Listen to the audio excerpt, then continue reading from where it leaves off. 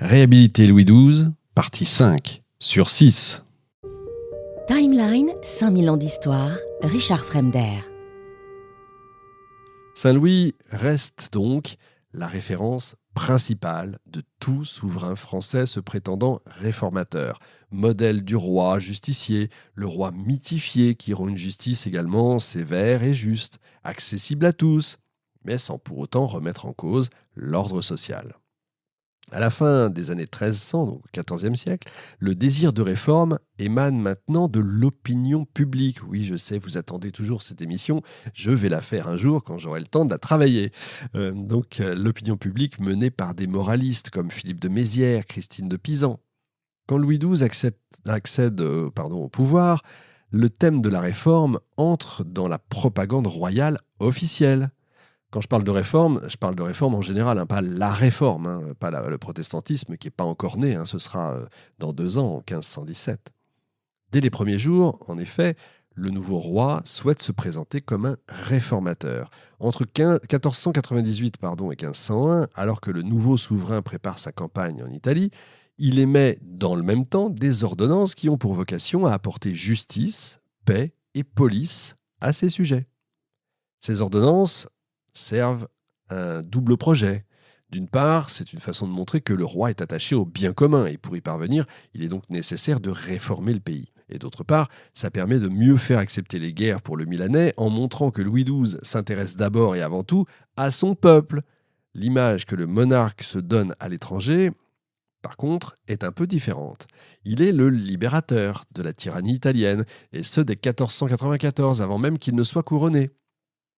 L'ennemi est clairement affiché, il s'agit de la famille Sforza qui règne en maître sur le Milanais. Et si le roi de France cherche à obtenir ce duché, ce n'est, alors encore une fois, selon la propagande royale, non par ambition ni par appétit désordonné d'acquérir royaume et pays, mais par pitié qu'il a d'eux. C'est pour ça que le retournement des Milanais est inacceptable. Louis XII leur avait accordé la liberté de mariage, les avait délivrés de toute pillerie, concussion et exaction, je cite. Et malgré tous ces bienfaits, les Milanais ont préféré se tourner vers un tyran, je cite à nouveau, un homme pauvre et de petite extraction. L'homme décrit en ces termes assez peu flatteurs, c'est Ludovic Sforza, surnommé le Mort, vous l'aurez compris. C'est un mauvais prince, un tyran, puisqu'il a usurpé un pouvoir qui ne lui revenait pas du tout de droit. La captivité de l'Italien dans le royaume de France a été l'objet d'ailleurs d'une intense publicité. Beaucoup d'écrivains contemporains ont mentionné cette capture en insistant sur le caractère, encore une fois, tyrannique de Ludovic Sforza. Vous avez des caricatures humiliantes qui ont été publiées pour servir, encore une fois, l'imagerie royale. Le principal opposant de Louis XII à Gênes, Paul IX, a été lui aussi présenté comme un tyran.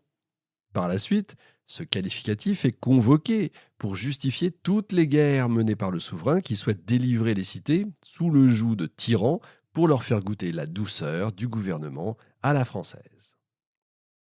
J'aurais envie de rajouter, ben voyons. Constamment, Louis XII est présenté comme un libérateur pacifique qui apporte à ses nouvelles possessions baisse d'impôts, liberté de commerce.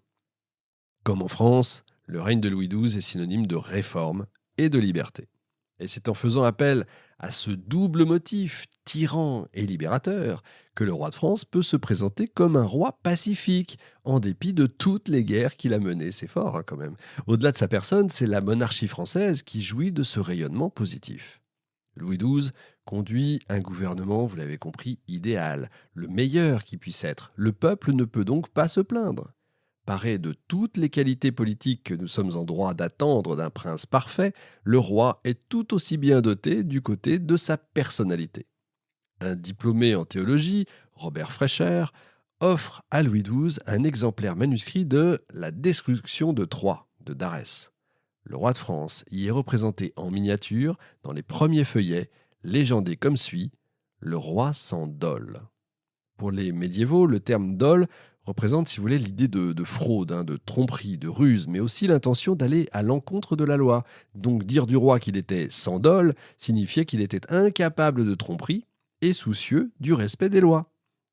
Et en plus, l'expression, c'est l'anagramme du nom du roi, Louis d'Orléans. Cette loyauté ne fait pas partie des qualités attribuées traditionnellement au bon prince. On va dire que c'est un plus, c'est une qualité personnelle de Louis, c'est un bonus si vous préférez. Pour dresser un portrait idéal du prince, la propagande doit parfois s'arranger avec la réalité. Louis était l'arrière-petit-fils de Charles V, mais il n'aurait jamais dû être roi. Pourtant, il en avait le désir, et ça, personne ne peut l'ignorer. Les efforts des proches de Charles VIII montrent que tout a été fait pour l'écarter de la sphère du pouvoir. Claude de Seyssel affirme que dans sa jeunesse, le duc d'Orléans a été nourri de lubricité, de lascivité pour l'abrutir, le rendre inapte à l'exercice du pouvoir. Pourtant, à son avènement, le nouveau roi est décrit comme étant sans ambition, profondément affecté par la mort de son prédécesseur. La bonté de sa nature, la noblesse de son cœur lui ont permis de dépasser les errements de ses jeunes années. Le fait que l'arrivée sur le trône de Louis XII n'ait pas bouleversé l'organisation de l'administration illustre aussi l'absence de désir de vengeance du prince. Dans les faits, ce choix était dicté par la nécessité. Le nouveau roi était esseulé, il voulait éviter une nouvelle guerre intérieure, vous l'avez compris. Ceux qui, par le passé, avaient pris des mesures vexatoires à son encontre cherchent maintenant à tourner la page. En somme, il est de l'intérêt de tous, il est gagnant-gagnant que le passé soit oublié. Martin du Bellay prête au nouveau souverain les mots suivants. « Ce n'est-toi pas à un roi de France de venger les injures faites à un duc d'Orléans ?» C'est beau cette phrase. « Ce n'était pas à un roi de France de venger les injures faites à un duc d'Orléans. » S'il y a bien une chose que la propagande ne peut modifier, c'est bien la descendance du roi. Louis XII, malgré donc toutes ses qualités que vous avez entendues, n'a jamais eu de fils. C'est vrai qu'avec la loi salique, l'absence d'héritier mâle direct, c'est pas vraiment une problématique pour la survie du royaume, vous l'avez compris. Mais avoir des filles, c'est plus délicat. Parce que si l'aînée n'a pas de droit au trône, elle hérite quand même des biens personnels de ses parents. Mariée à un prince du royaume, elle lui donne une puissance territoriale qui est capable de rivaliser avec celle du roi de France. Mariée en plus à un prince étranger, alors là, elle lui donne la possibilité d'intervenir sur le territoire français, voire même, et on l'a connu, de réclamer pour lui la couronne de France. Alors il existe deux solutions, que la fille aînée entre dans les ordres et donc qu'elle ne se marie pas, ou qu'elle épouse l'héritier présomptif de la couronne, ce qui l'oblige à épouser un parent proche. Et c'est cette deuxième solution qui va être choisie par Louis XII, puisqu'il va unir sa fille Claude à François d'Angoulême, son neveu. Elle va donc devenir la reine Claude. Et c'est d'ailleurs en son honneur, vous savez, j'ai déjà dit, qu'on donnera son nom à une variété de prunes, ce qui ne changera pas l'histoire, vous l'avez compris. Et à ceux qui diraient que le devoir du roi est de produire un héritier, eh bien la propagande royale répond que le peuple est le véritable fils du roi. Ils sont très forts. Louis XII a pourtant eu un fils, d'Anne de Bretagne, mais comme je vous l'ai dit, il n'a pas survécu plus de 3 semaines. Il semblerait quand même que cette absence de fils n'ait jamais été reprochée à la reine, contrairement à ce qui se passe en Angleterre avec Henri VIII. Dans un manuscrit offert au roi, à Louis XII, exprimant sa douleur de ne pas avoir de fils, la raison lui répond que c'est un mal pour un bien. Un mauvais fils pourrait détruire son œuvre, le détourner de ses sujets, voire même de devenir un tyran. Voyez à quel point ils sont forts dans cette propagande. Il est possible aussi que la santé délicate du roi, ça c'est nous qui parlons, malade après son incarcération, après les affaires de Bretagne, de sa jeunesse, explique en fait sa difficulté à avoir des enfants viables. Chaque année, il faut savoir, le roi subissait une crise et celle de 1505 a été particulièrement violente. Étonnamment, les publicistes ont fait un récit très détaillé. On a ça. Le roi serait passé pour mort pendant quelques heures, les médecins n'auraient plus eu d'espoir dans sa guérison.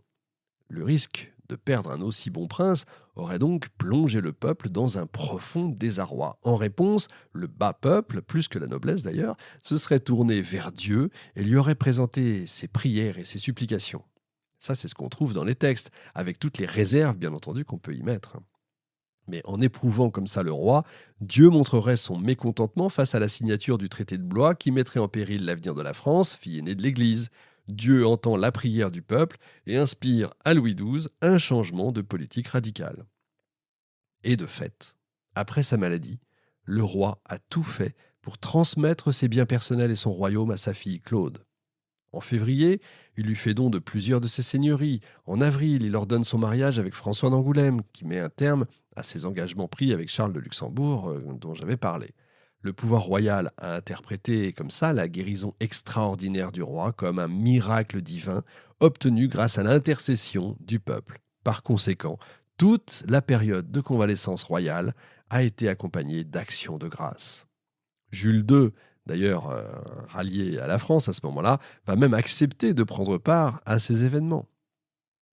Alors, quelle ait été la part réelle des miracles dans la guérison, évidemment, ça, c'est pas à nous qu'il appartient de dire ça.